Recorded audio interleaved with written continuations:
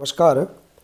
वार्षिक परीक्षा सत्र 2023-24 हेतु राज्य शिक्षा केंद्र द्वारा कक्षा 8 के लिए प्रोजेक्ट कार्यों की सूची जारी की गई है।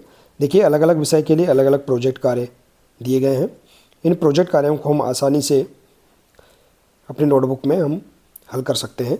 तो आइए देखते हैं विषय हिंदी, इसके अंतर्गत जो हमें प्रोजेक्ट कार्य दिए गए हैं, इनमें से हम कोई दो प्रोजेक्ट कार्यों को किस प्रकार से पूर्ण कर सकते हैं, आइए हम देखते हैं। देखिए, यहाँ पर जो प्रोजेक्ट कार्यों की सुझावात्मक जो सूची दी गई है, इनमें से ये 5 प्रोजेक्ट कार्य दिए गए हैं। इनमें से आप कोई भी 2 प्रोजेक्ट कार्य अपनी नोटबुक में हल कर सकते हैं।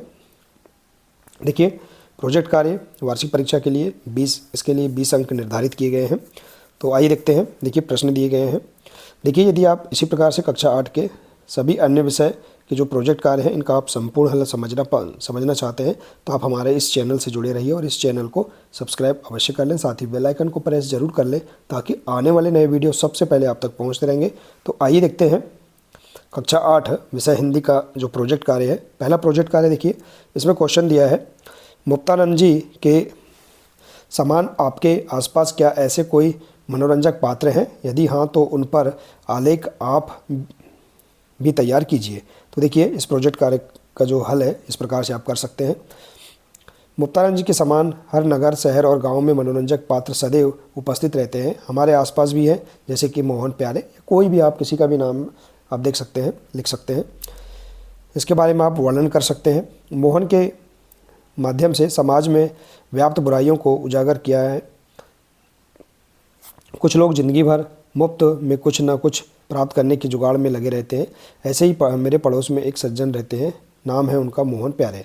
यथा नाम तथा गुण, वे कभी भी किसी के यहाँ दावत का झूठा भी निमंत्रण मिल जाने से नहीं चूकते थे। शौक सब करते थे, चाय का शौक भी दूसरों की ही जेब से होता था। तो देखिए, आप यहाँ पर हम देखेंगे इसका संपूर्ण हल हम इसके बारे में लिख सकते हैं। इस प्रकार से आप इसे हल कर सकते हैं। इसका चित्र भी आप चिपका सकते हैं। देखिए, इस प्रकार से। तो इस प्रकार से आप जो पहला प्रोजेक्ट कार्य दिया गया है, इसे आप इस प्रकार से हल कर सकते हैं।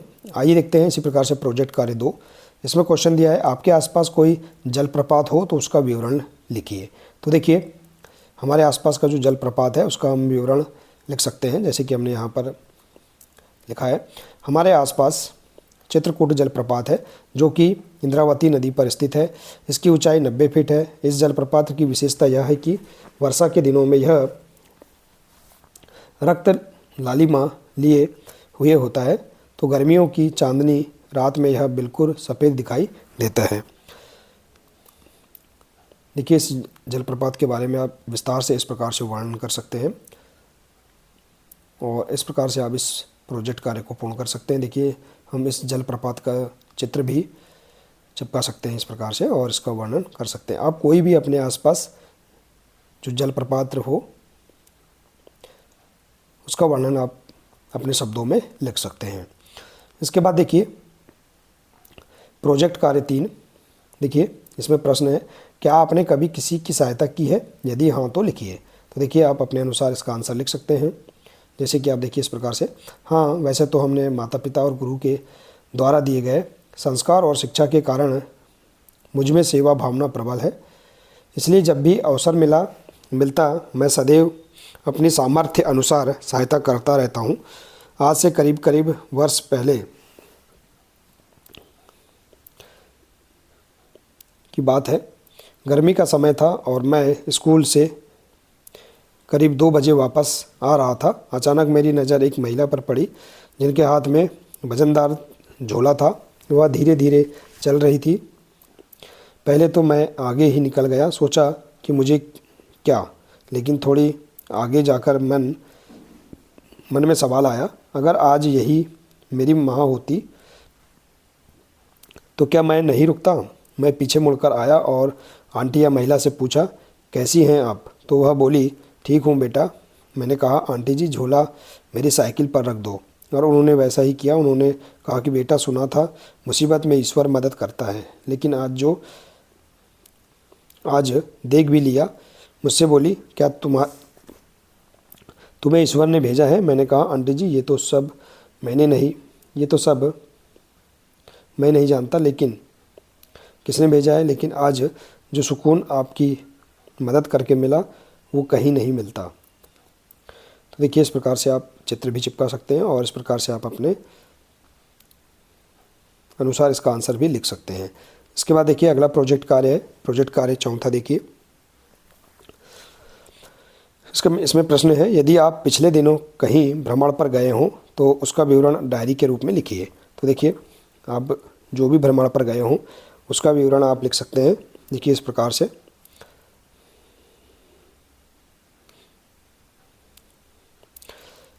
से आप इस प्रोजेक्ट कार्य का आंसर लिख सकते हैं और जहाँ पर भी आप भ्रमण के लिए गए हैं उसका भी आप चित्र चिपका सकते हैं। देखिए तो अपने भ्रमण के बारे में आप लिख सकते हैं। इसके बाद है प्रोजेक्ट कार्य 5। देखिए आप अपने जीवन से जुड़ी ऐसी कौन सी घटना है जो सभी को बतलाना चाहोगे और उसे लिखिए। तो देखिए इसका आंसर आप लिख सकते हैं बहुत ही आसान तरीके से। देखिए जैसे कि अपने जीवन से जुड़ी ऐसी घटना जो सभी को बताना चाहोगे उसे आप लिख सकते हैं, जैसे कि इस प्रकार से यहाँ पर आप देख सकते हैं इसका आंसर।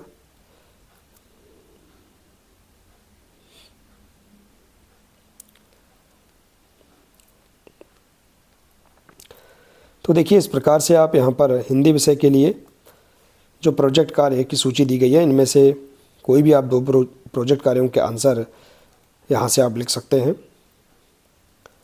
देखिए आशा है कि आपको हिंदी विषय के प्रोजेक्ट कार्य समझ में आ गए होंगे। देखिए यदि जानकारी अच्छी लगी हो तो प्लीज़ इसे अधिक से अधिक शेयर करें, वीडियो को लाइक करें और इसी प्रकार से इसके आगे के अन्य विषय के सभी प्रोजेक्ट कार्यों को समझने के लिए, पूर्ण करने के लिए आप हमारे इस चैनल से जुड़े रहिए। मिलते हैं इसी प्रकार से इसके आगे के अगले नए वीडियो के साथ। नमस्कार।